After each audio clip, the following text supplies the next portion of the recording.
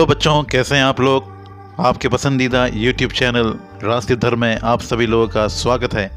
आज का ये वीडियो स्पेशली मैं क्लास 8 में पढ़ने वाले बच्चों के लिए बना रहा हूँ। इस वीडियो के दौरान हम लोग बात करेंगे आपके हिंदी बुक के पहले चैप्टर के बारे में। तो क्या आपको मालूम है आपके पहले चैप्टर का नाम क्या है? हाँ, आपने बिल्कुल सही समझा। आपके पहले चैप्टर का नाम है ध्वनि। ध्वनि जो है ये एक कविता है और इस वीडियो में हम उस कविता के सार को जानेंगे, साथ ही साथ इस कविता के रचयिता के बारे में भी जानेंगे और इस वीडियो के अंत में मैं इस चैप्टर से जुड़े कुछ इम्पोर्टेंट सवालों के जवाब भी दूंगा। तो ये सभी चीज़ों को प्राप्त करने के लिए आपको क्या करना पड़ेगा? आपको मेरे वीडियो को पूरा देखना पड़ेगा और पूरा देखने के बाद इस वीडियो को आप अपने दोस्तों में भी शेयर कीजिएगा, जिससे कि उनको भी इससे मदद मिल सके। ठीक है, तो आइए बच्चों, सबसे पहले बात करते हैं इस कविता के लेखक के बारे में, जिनका नाम है सूर्यकांत त्रिपाठी निराला।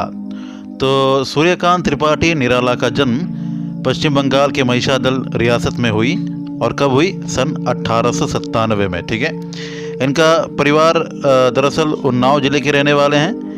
निराला की आरंभिक शिक्षा महिषादल राज्य में हुई। उन्होंने संस्कृत तथा अंग्रेज़ी घर पर सीखी।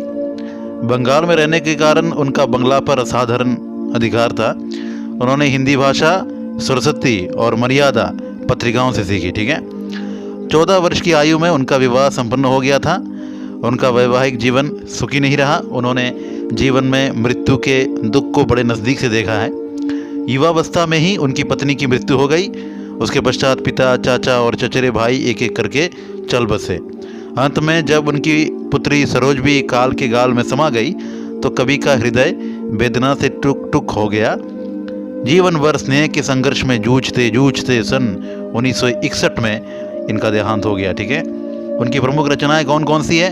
अनामिका, परिमल, गीतिका, तुलसीदास, अनीमा, नए पत्ते, बेला, अर्चना, आराधना तथा गीत गुंज, ये उनकी अमर काव्य कृतियाँ हैं। जबकि उनकी कहानी संग्रहों में लीली, चतुरी चमार, सुकुल की बीबी, ये सारे इम्पोर्टेंट नज़र आते हैं। ठीक है, उनकी कविताओं में हमें क्या नज़र आते हैं? निराला जी छायावाद के आधार स्तंभों में से एक हैं। ठीक है, उन्होंने प्रारंभ में प्रेम, प्रकृति चित्रण तथा रहस्यवाद से संबंधित कविताएं लिखीं।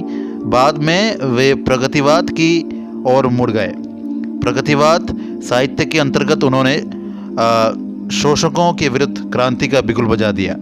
उनकी जागो फिर एक बार, महाराज शिवाजी का पत्र, जिंगूर डटकर बोला, ये सारे जो हैं ये सारे कविताओं से शोषण के विरुद्ध जोरदार आवाज़ सुनाई देती है। ठीक है, विधवा, भिक्षुक और वो तोड़ती पत्थर आदि कविताओं में उन्होंने शोषितों के प्रति करुणा प्रकट की है।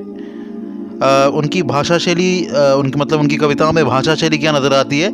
निराला ने भाव के अनुसार शिल्प में भी क्रांति की। उन्होंने परंपरागत छंदों को तोड़ा तथा छंद मुक्त कविताओं की रचना की।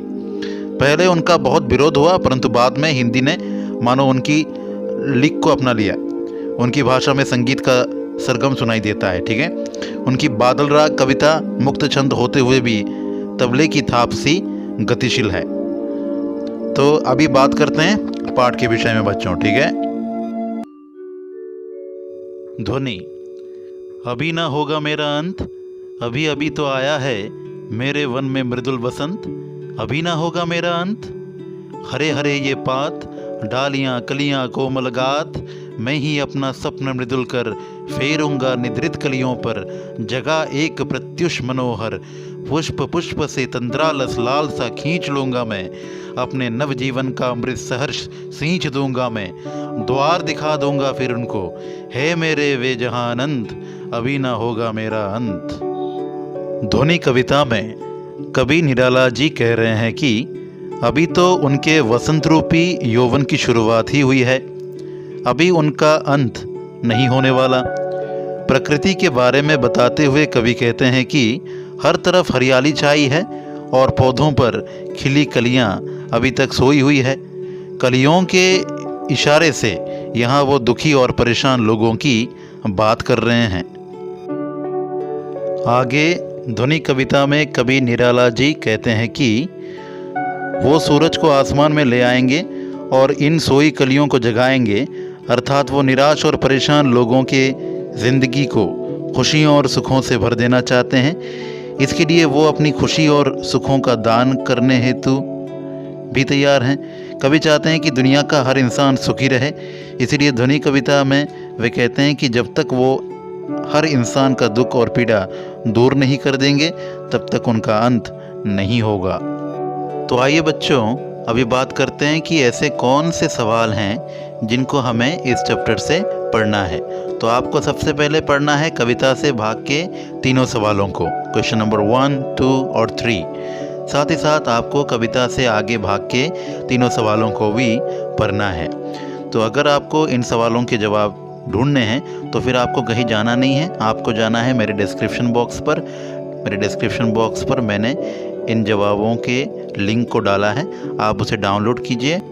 और अगर आपको मेरे चैनल का वीडियो अच्छा लगता है तो फिर आप मेरे चैनल को सब्सक्राइब कीजिएगा और इस चैनल के सारे वीडियो को अपने दोस्तों में शेयर ज़रूर कीजिएगा। ठीक है बच्चों, तो आज के लिए इतना ही।